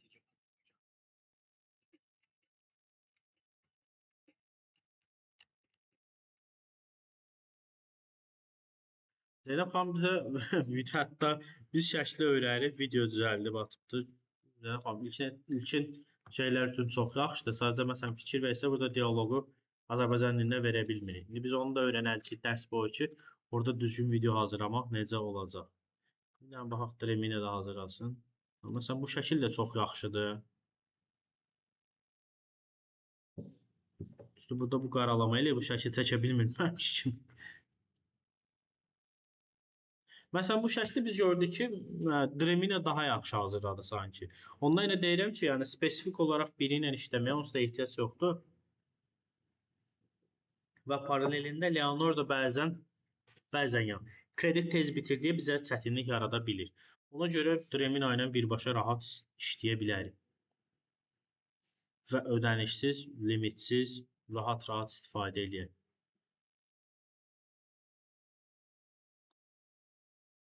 Hazırlasın.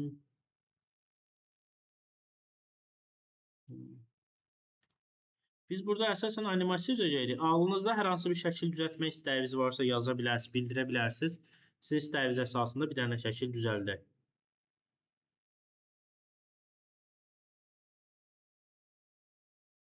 Təşəkkürlər. İndi görürəm yazdıqlarınızı. Bu da ChatGPT-nin hazırladı. Amma fikir versək ChatGPT biraz çox sarımtıl hazırlayır şəkilləri. Ondan elə belə şey yaramır. Və indi burada göstərmək istədiyim detay. Biz şəklin detaylarında hansı millətdən ya da hansı rəngdən, hansı irqdən olacağını demədiyimiz üçün fikir versə burada qaradərli də əlavə eləyibdi ki ondan bərabərlik öz aləmlərində qorumasın. Amma halbuki biz belə bir şey istəməmişik, amma əlavə eləyibdi. Ondan sonra promptda yazanda biz uşaqların milliyyətini yazsaq, ona uyğun şəkillər daha fərqli olacaq. Məsələn, yazsaq ki, Azərbaycanlı uşaqlar qaradərli olmayacaq aralarında, qeyri-göz olmayacaq. Və fikir versə burada şəkli səhv hazırlayıb, daska bu tərəfdədir, uşaqlar üzü bu bir tərəfə baxırlar. ChatGPT əldə ödənişli olduğu üçün istifadə edə bilir, amma şəkil düzəltməkdə mən deməzdim ki, ən əsas nüanslardan biridir. Sonra baxaq örnəklərdən başqa aranı hazırlaya bilərik. İndi bunu hazırlayaq, bunu biraz da təkmilləşdir, realist versiyanda hazırlayaq. Əlimizdə bu prompt var. Mavi paltarlı qız əlində qırmızı sətir tutub yağış altında dayanıb. Bunu təkmilləşdirək, verək ki, bu Bakıda olsun. Girdik bura. Mavi paltarlı 25 yaşında bir qız. Əlində qırmızı paltarlı eləyəcək. Paltarla qırmızı çətir yaxşı görsənməz. Qırmızı don geyinmiş 25 yaşında bir qız. Əlində qırmızı çətir tutub. Bakıda flame yağış altında dayanıb. Hava axşam üstüdür. Arxa fonda flame towers görsənir. Hətta bura Bakıda da yazaq ki, daha dəqiq olur. Arxa fonda Bakıda olan flame towers görsənir. Hava biraz çən əlavə eləməyək. Ətrafda qızdan başqa heç kim yoxdur. Dərsə daxil olan var, onu qəbul edək. Getdi. Qırmızı don geyinmiş 25 yaşında bir qız əlinə qırmızı çətir tutub. Əlində qırmızı çətir var. Yağış altında dayanıb. Hava axşamüstüdür. Arxa fonda Bakıda olan Flame Towers görsənir. Ətrafda qızdan başqa heç kim yoxdur. Realist tərzdə. Prompt mətni yaz. Prompt mətnini bundan alırıq ki, digər platformalarda hazırlayaq. Prompt mətni yaz. 2 dildə olsun məsələn.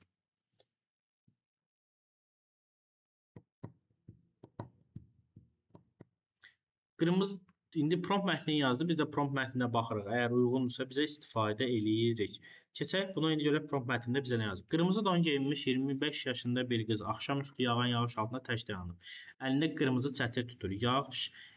Yaş asfalt şəhər işıqlarını əks etdirir. Arxa planda isə Bakının Flame Towers binası yağış və duman içində parlaq şəkildə görünür. Ab-hava kinoteatr tərzinə biraz kədərli, romantikdir. Bu özündən əlavə edib istəsəz silə də bilərsiniz.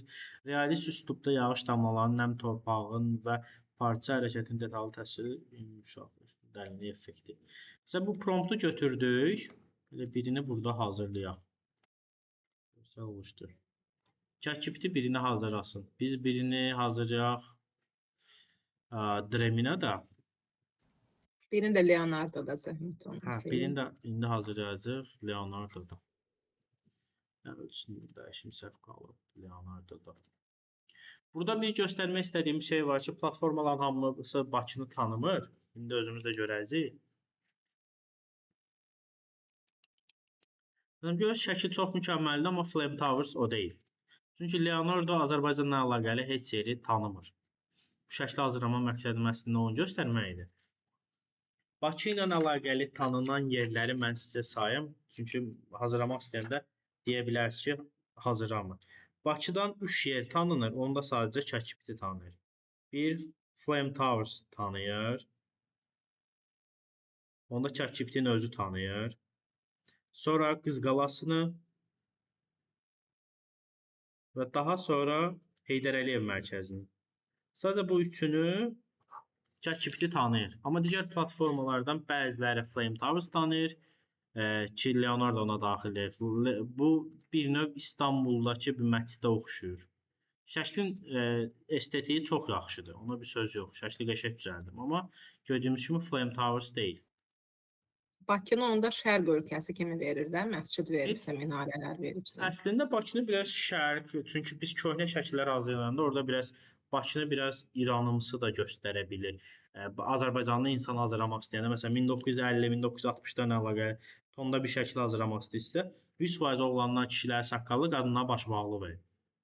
Bu ən böyük problemlərdən biridir ki, hələ də Azərbaycan ayrı şey olaraq süni intellekt tərəfindən tam tanınmır. Ən böyük problemlərdən biri budur. Hələ əvvəl daha pis idi vəziyyət, get-gedə təkmilləşir. Əvvəl Azərbaycanla əlaqəli heç yeri tanınmırdı. İndi yenə ChatGPT 3 yeri tanıyır. Bir-iki platformada Flame Towers-ı tanıyır. İndi baxaq görək hara hazırlayır. Məsələn, bu indi Dremina hələ hazırlayır. Dremina tanıyır Flame Towers təqribi. Şəkli də çox qəşəng hazırlayıb hətta. ChatGPT Flame Towers-ı tanıyır. ChatGPT ümumi şəkli yaxşı düzəldə bilməsə də, şəklə baxırıq biraz elə bir rəng tonları yaxşı deyil. Amma nəticə olaraq Flame Towers-ı tanıyır və şəklə prompta uyğun verir. Sonra girək Dremina'ya. Dremina əməlli başlı əsər yaradıbdır. Ciddi mənada çox yaxşı görsənir. Baxın, bir də belə bir problemlə qarşılaşa bilərsiniz. Flame Towers yazanda 4 bina, bəzən 2 bina olaraq verə bilir. Ondan daha dəqiq olsun deyə mən promptlarda həmişə Flame Towers 3 binadan 3 bina deyə vurğulayıram ki, orada qaçışdırma eləməsin. Çünki bunun kimi 4 bina verə bilir, bəzən 2 bina verə bilir. Şəkillərini tək-tək kimi baxaq. Məsələn, bu şəkil tam kino kadrı kimidir, realist şəkil. Burada Flame Towers'ın başını kəsir. Yəni burada əslində ChatGPT hazırladı, Leonardo hazırladı. Burada əslində biz prompta bu deyildi. Prompta baxanda burada biz fikir verdiksə yazdıq. Realist stildə bizə hazırlasın. Çünki multfilm demədi, realist. Amma burada fikir verirsə, burada vurğulamışdıq ki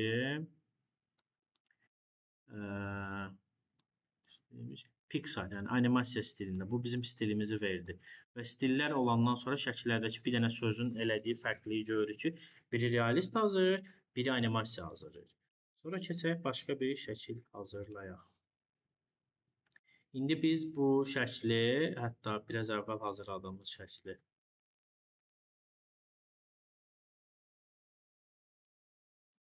bunu götürək.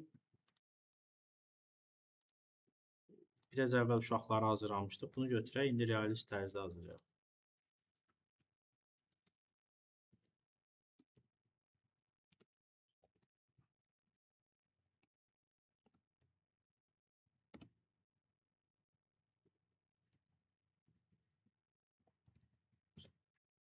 İndi biz bunu bir dənə təkmilləşdirək, realist. Bura gördünüz, o qara dərili uşaq verməsin deyə bir dənə yazdı ki, 10 yaşlarında Azərbaycanlı uşaqlar. Çünki bizdə burada şəkildə fikir verilirsə, burada qara dərili verilmişdi. Yəni hər platforma verməyə bilər, bəzinama ilə bir şeylə qarşılaşa bilir. Bu bizə verdiyi realist prompt. Çünki biz bunu təkmilləşdirdik ki, realist insan kimi hazırlasın.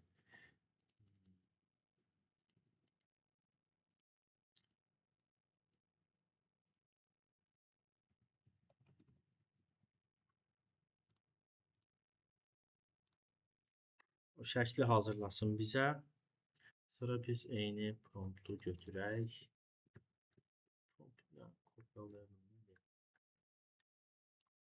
Bizdə elə eləyək ki, iki şeydən sonra prompt qurtarır. Bir dəqiqə bağışlayın. Prompt götürmüş. Aha. Biz ataq Dream'inə də hazırlasın bunu. Sonra keçin başqa meylə orada da. Leonardo'da. Gördüyünüz kimi Leonardo'da işləmək heç asan deyil. Kredit tezdə olur deyə. Şəkli çox yaxşı hazırlayır. Prosta ödənişsiz versiyası çox azdır. 2-3 şəkli artıq dolur. Hər şəkli 4-də hazırlayır deyə 4x kredit çıxır. Onu da azalda bilmirik.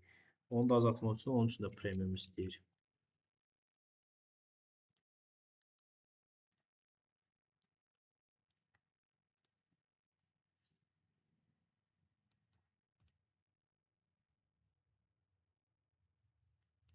Yeni promptu ataq, bura hazırlasın görək bizə necə hazırlayacaq.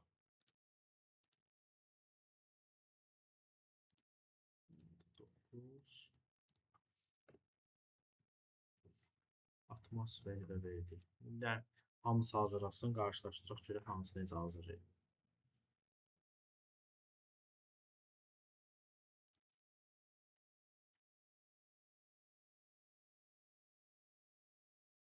Görürük ki, Leonardo çünki realist şəkilləri yaxşı hazırlaya bilmir. İndi digərlərinə də baxaq, görəcəyik hamısını. ChatGPT də hazırlasın. Baxaq.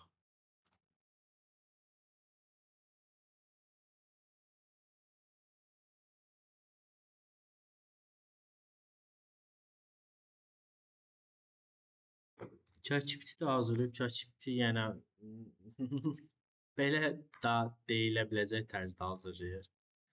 Dremina'ya baxırıq. Dremina çox yeni platformadır. Yəni belə deyək də. Orta hesabla 5-6 ayda çıxıbdı. Ödənişsiz hazırlayır və ödənişsizin yanında işin qəribə tərəfi də odur ki, yaxşı hazırlayır və bu realist şəkildə qəşəng hazırladı Dremina. Animasiyanı da çox qəşəng hazırlayır. Bir dənə Bakını da azdan çoxdan tanıyır.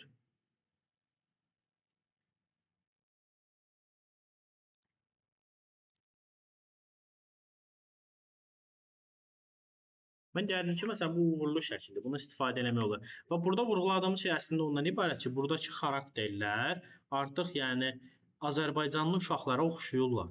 Yəni çox bizə uzaq uşaqlar deyil, qara dərili deyillər, hamısı sarışın deyillər. Amma məsələn Leonardo-nun hazırladıqlarına baxırıq. Leonardo elə real şəkildə o qədər yaxşı hazırlaya bilmir. Məsələn, biz bunu animasiyada deyə bilərik. Elə Yəni, bir imkan var burada ki, misal üçün hansısa bir real bir şəklin ya özünü, ya linkini ataq prompta ki, bu şəkildən istifadə edərək, misal üçün deyirəm, Ağdam məscidinin yanında filan filan filan. Belə bir imkan var o promptun içərisində. Əslində Məsələn, bir belə deyil. Azərbaycanı tanıya O- bilmir də. Şəkli sıfırdan hazırlamaq yox, şəkli düzənləməyə girir. Belə onu ChatGPT-də biz onu əslində edit hissəsinə keçəcəyik. Sadəcə ChatGPT-də eləmək olar necə? Məsələn, Ağdam məscidinin şəklini götürək. Bunu Nano Banana var idi. Mən sizə biraz əvvəl saytlar arasında keçəndə dedik. Nano Banana məsələn Ağdam məscidini götürək.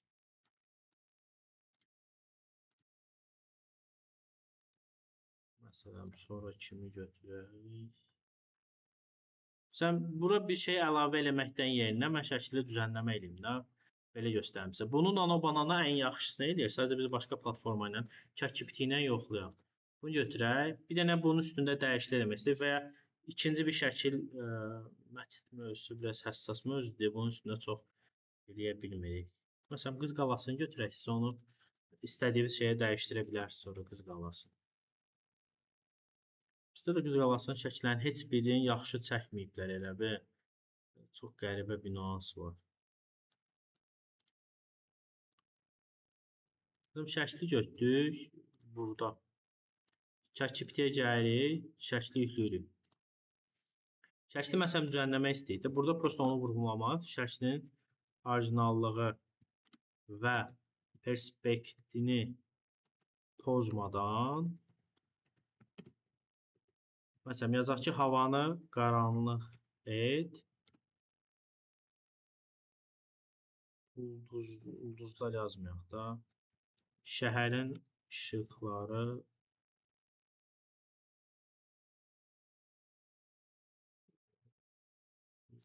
yansısın. Nətər yazaq? Üzərinə əlavə personaj da vermək olar. Yəni adam. Bu şəkli elə bir olar. Şəklin perspektivi biraz uyğun deyil deyə. Şəklin yanına xarakter yerləşdirə bilməyimiz üçün şəklin yaxından çəkilmiş bir şəkli olmalıdır. Burada uzaqdır. Bura məsələn xarakter əlavə eləsə, xarakter belə duracaq. O da şəkil düzgün deyil, yəni çox böyük olur xarakter. Ona görə sadəcə biz bir dənə fonda istifadə eləyərdi sadəcə. necə? Yəni baxaq görək fonda istifadə eləyə bilərmi görək. Sadəcə yəni fikrim odur ki, əgər Azərbaycanı tanımırsa, hansısa bir obyekti özünüz bu formada tanıdaraq istədiyimiz promptu onun üzərində yığsın da. Əslində edit eləyə bilirik ki, belə deyək. Qız qalasının yəni belə yazaq. İlk ya da birinci şəkildə olan qız qalasının orijinallığı və perspektivini pozmadan ikinci şəkildəki Marionu ora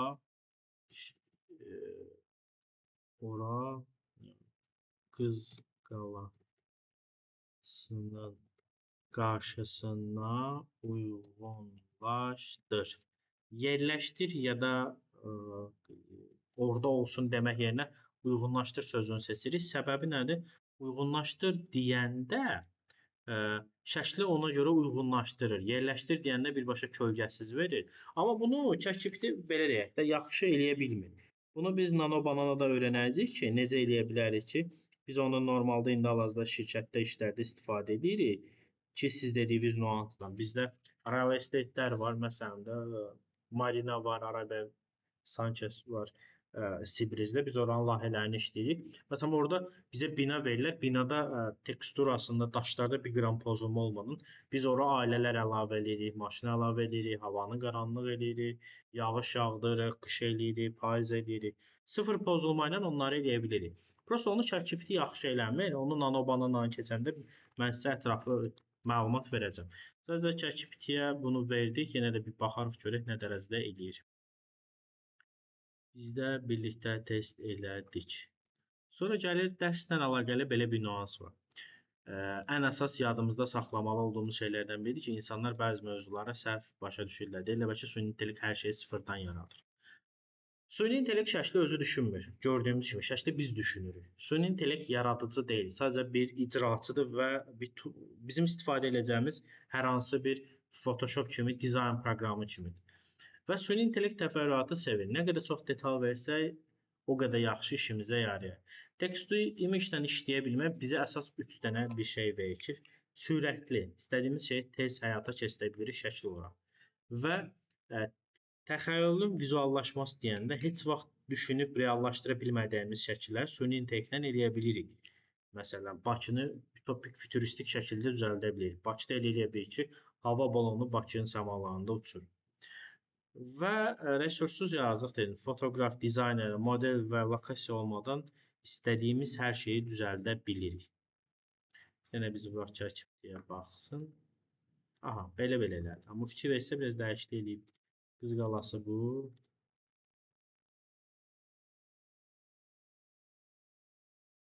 Əslində burada dəyişiklik Ayağının bir var. hissəsi elə bil Biraz düşməyib. multfilmə çeviribdir və əslində maksimum dərəcədə saxlamağa çalışır. Çünki fikir və isə binalar daha biraz dəyişib. İndi buradan şəklə belə baxanda normal görsən, amma bu sırf detallara girəndə orada olmayan şeyləri biraz dəyişdirib, özündən əlavə edib. Amma belə editlə eləmək olur, yəni demək istədiyim şey odur.